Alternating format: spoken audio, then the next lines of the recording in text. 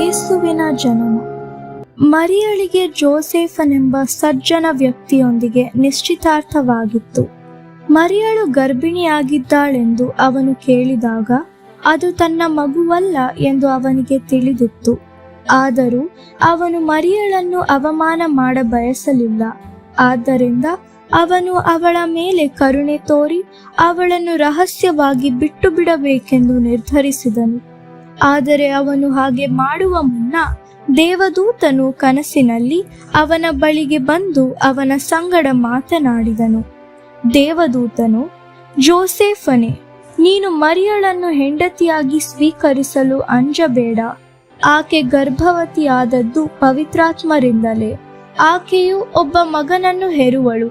ನೀನು ಆತನಿಗೆ ಯೇಸು, ಎಂದರೆ ರಕ್ಷಕ ಎಂದರ್ಥ, ಎಂದು ಹೆಸರಿಡಬೇಕು. ಏಕೆಂದರೆ ಆತನೇ ತನ್ನ ಜನರನ್ನು ಅವರ ಪಾಪಗಳಿಂದ ಬಿಡಿಸಿ ರಕ್ಷಿಸುವನು ಎಂದು ಹೇಳಿದನು.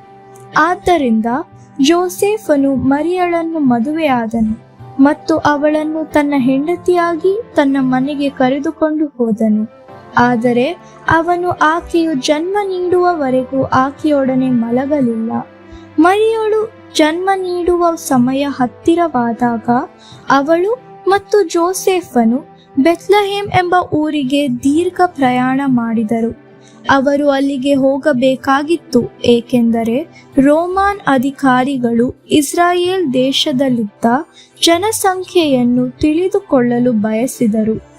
ಪ್ರತಿಯೊಬ್ಬರೂ ತಮ್ಮ ಪೂರ್ವಿಕರ ವಾಸಿಸುತ್ತಿದ್ದ ಸ್ಥಳಕ್ಕೆ ಹೋಗಬೇಕೆಂದು ಅವರು ಬಯಸಿದ್ದರು.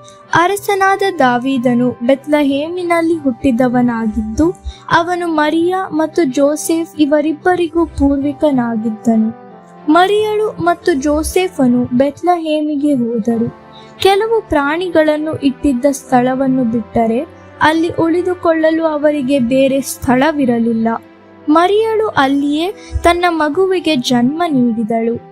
ಆತನಿಗೆ ಹಾಸಿಗೆಯಲ್ಲಿದ್ದಿರುವುದರಿಂದ ಅವಳು ಅವನನ್ನು ಗೋದಲಿಯಲ್ಲಿ ಮಲಗಿಸಿದಳು. ಅವರು ಆತನಿಗೆ ಯೇಸು ಎಂದು ಹೆಸರಿಟ್ಟರು. ಆ ರಾತ್ರಿಯಲ್ಲಿ ಅದರ ಹತ್ತಿರವಿದ್ದ ಹೊಲದಲ್ಲಿ ಕೆಲವು ಕುರುಬರು ತಮ್ಮ ಹಿಂಡುಗಳನ್ನು ಕಾಯುತ್ತಿದ್ದರು. ಇದ್ದಕ್ಕಿದ್ದಂತೆ ಪ್ರಕಾಶಿಸುವ ದೂತನೊಬ್ಬನು ಅವರಿಗೆ ಕಾಣಿಸಿಕೊಂಡನು. ಆಗ ಅವರು ಬಹಳವಾಗಿ ಹೆದರಿದರು. ದೇವದೂತನು ಅವರಿಗೆ, ಹೆದರಬೇಡಿರಿ, ಯಾಕೆಂದರೆ ನಾನು ನಿಮಗೋಸ್ಕರ ಶುಭವಾರ್ತೆಯನ್ನು ತಂದಿದ್ದೇನೆ. ಕರ್ತನಾಗಿರುವ ಅಭಿಷಿಕ್ತರಾದ ಲೋಕೋದ್ಧಾರಕನು ಬೆತ್ಲೆಹೇಮಿನಲ್ಲಿ ಹುಟ್ಟಿದ್ದಾನೆ ಎಂದು ಹೇಳಿದನು.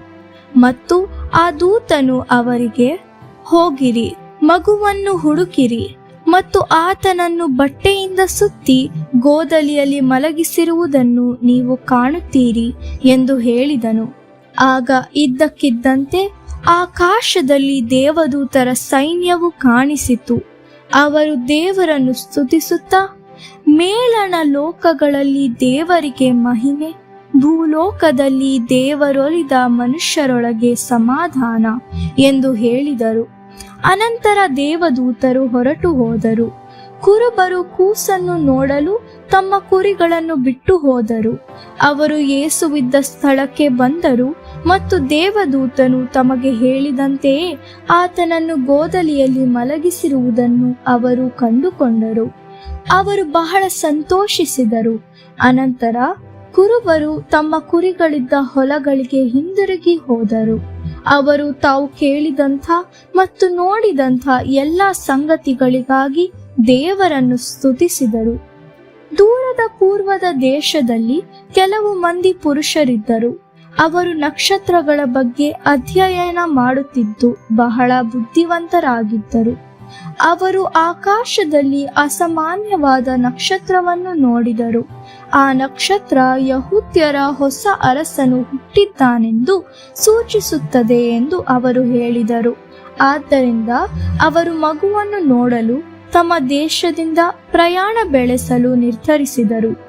ದೀರ್ಘ ಪ್ರಯಾಣದ ನಂತರ ಅವರು ಬೆತ್ಲೆಹೇಮಿಗೆ ಬಂದು ಯೇಸು ಮತ್ತು ಅವನ ತಂದೆ ತಾಯಿಗಳು ವಾಸಿಸುತ್ತಿದ್ದ ಮನೆಯನ್ನು ಕಂಡುಕೊಂಡರು. ಈ ಮನುಷ್ಯರು ಆತನ ತಾಯಿಯ ಬಳಿಯಲ್ಲಿರುವ ಯೇಸುವನ್ನು ನೋಡಿದಾಗ ಅವರು ಅಡ್ಡಬಿದ್ದು ಆತನನ್ನು ಆರಾಧಿಸಿದರು. ಅವರು ಯೇಸುವಿಗೆ ಅತ್ಯುತ್ತಮವಾದ ಕಾಣಿಕೆಗಳನ್ನು ಅರ್ಪಿಸಿದರು.